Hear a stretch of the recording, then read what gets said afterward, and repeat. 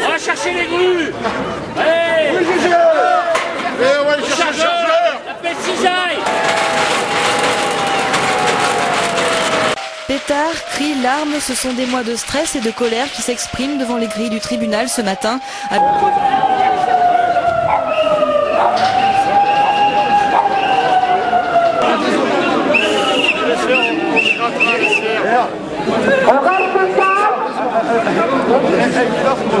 Vous avez qu'à me traquer si vous voulez qu'on descende. Allez-y, tapez.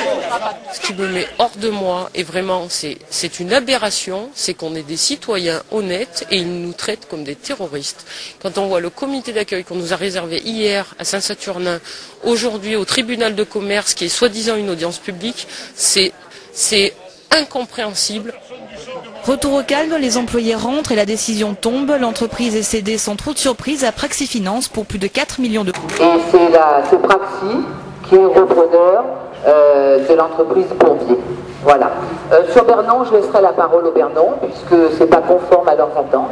Ce que je veux dire pour Bourbier, c'est que il va falloir qu'on reste mobilisé. Hein. On sait quelles sont les conséquences de la reprise. Ça a été confirmé, c'est 121 suppressions d'emplois.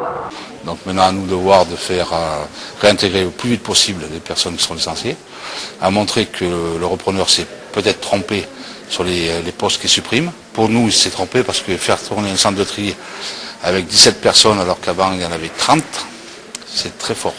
Donc il faut que dès la semaine prochaine, on rencontre l'entreprise, les nouveaux patrons chez Bourbier, pour que soit très clairement défini quels sont les objectifs d'avenir en termes industriels, hein, quelles sont ces visions de développement industriel et quels sont les moyens en emploi qui comptent être mis en phase, parce qu'on a bien tous mesuré que le plan de reprise qui avait été annoncé mettait bien en péril le devenir, puisqu'il y avait de nombreux postes stratégiques qui étaient supprimés. Donc, dès le début de la semaine prochaine, les négociations vont se mettre en place, etc. Donc, ça veut dire qu'il faut rester mobilisé, responsable, mobilisé, etc. Reste posée, comme on le savait, la question, parce que, bon, la question des FNE, puisqu'il y a suppression d'emplois et qu'on est tous convaincus que une des meilleures solutions, c'est de faire partir les plus anciens en FNE. Donc on reste mobilisé pour ce soir, puisqu'on a une entrevue avec le ministère, avec le ministre, avec M. Hortefeux, ministre, et que la prime supralégale reste plus que jamais posée.